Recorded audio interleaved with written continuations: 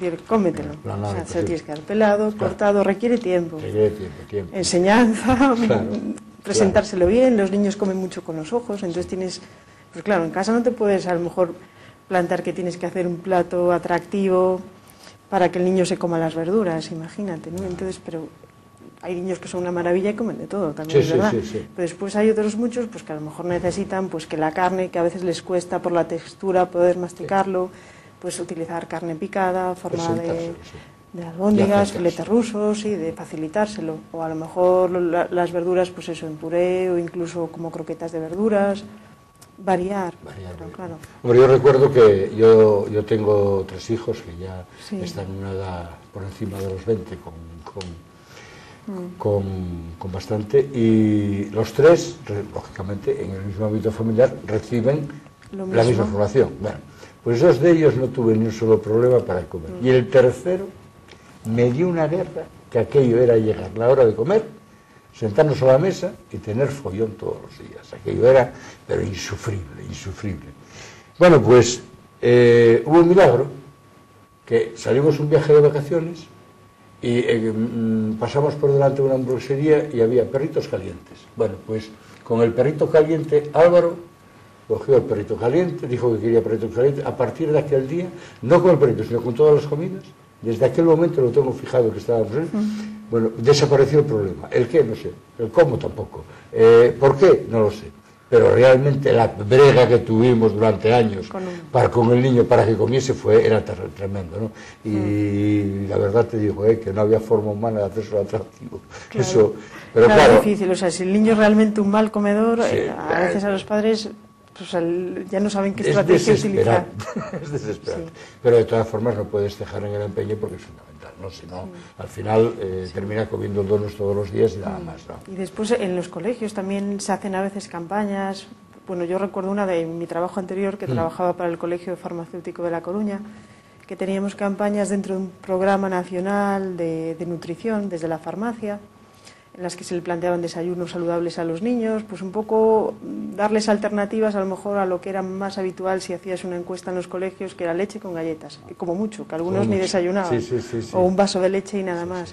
Entonces, estaba muy bien a nivel educativo porque íbamos a los colegios, llevabas fruta, pan, aceite, leche, entonces los niños ellos mismos se preparaban su desayuno, el estar en contacto con los alimentos les ayudaba mucho, y luego que pues lo que pasa muchas veces, que si ven que el resto de sus amigos, compañeros de clase lo toman, pues se animan más que si están en casa. De hecho, eso en el comedor escolar pasa muchísimo, ¿no?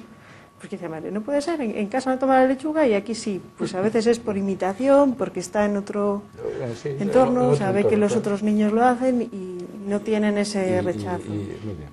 Bueno, pues pasamos a otra parte de necesidades de nutrición, como puede ser ya la entrada en una edad donde los chavales empiezan a tener una intensidad física importante, con la práctica de deportes, etcétera, etcétera, ¿no? Ahí también hay que empezar a cuidar la alimentación y quizás de alguna manera determinante.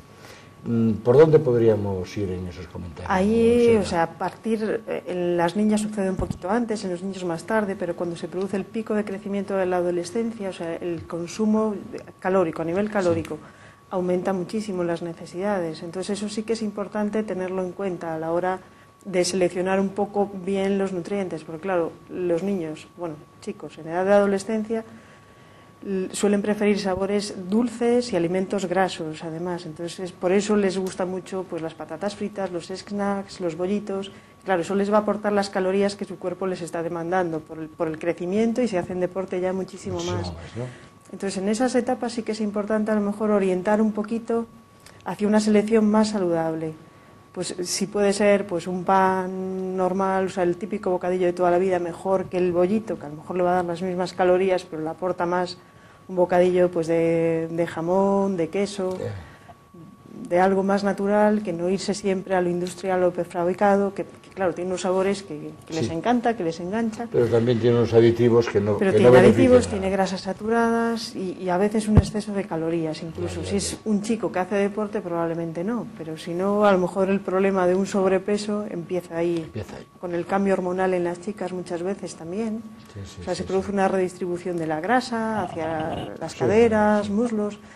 Y hay muchas niñas que, si bien de pequeñitas nunca tuvieron problema de peso, pero es eso, llegar pues más o menos a cuando empiezan con el desarrollo, con la adolescencia, empezar a cambiar su distribución corporal, que si siguen un poco comiendo lo que les apetece, lo que les gusta, pues puede acabar en un sobrepeso ya en la adolescencia.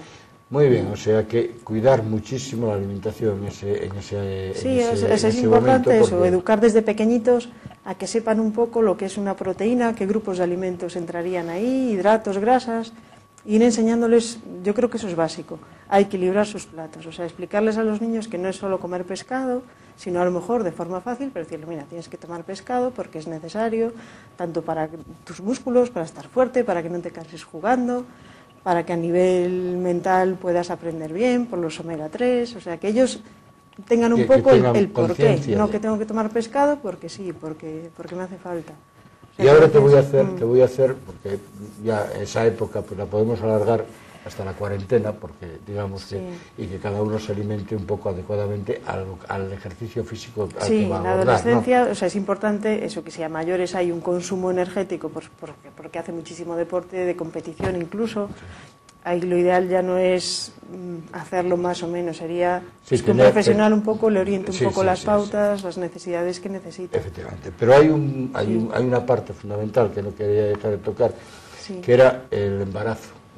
Cuando vosotras pues pasáis por esa época que es magnífica, como desarrollo de la mujer, etcétera, pero que seguro que hay algunas particularidades que nos vas a comentar, ¿no? Sí, el embarazo, pasa que bueno, cada vez más eso está más controlado, tanto en el momento que una mujer planifica quedarse embarazada, muchas veces se lo consulta a su ginecólogo, a su médico, a la matrona, entonces le van orientando. La verdad es que es justo la etapa, yo creo que esa y el primer año de vida de los niños en las que la nutrición suele estar más controlada. Porque ahí ya estás influyendo no solo en la salud de la madre, sino en la del hijo. Y la madre suele tener la preocupación, y en el primer año, o sea, los bebés normalmente siguen las pautas a rajatabla, las madres, de lo que les marque el pediatra a nivel nutricional. Después, pues a lo mejor el segundo año también, y luego ya, pues que si el niño no le gusta, que si tal, que si cual.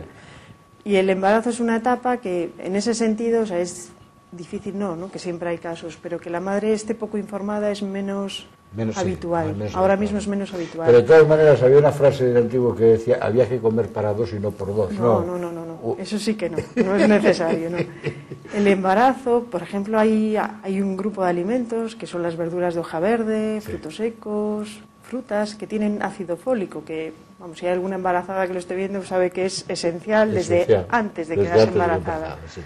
Porque es a la 21 semana del embarazo cuando se cierra el tubo neural, que bueno, que es lo que conecta todo el sistema nervioso del bebé. Si falta ácido fólico en esas 21 primeros días, no semanas, perdón, días, si falta ácido fólico puede producirse lo que se llama espina bífida o falta de cierre, que claro, a veces es incompatible con que el embarazo siga su progresión o que nazca un niño con un problema.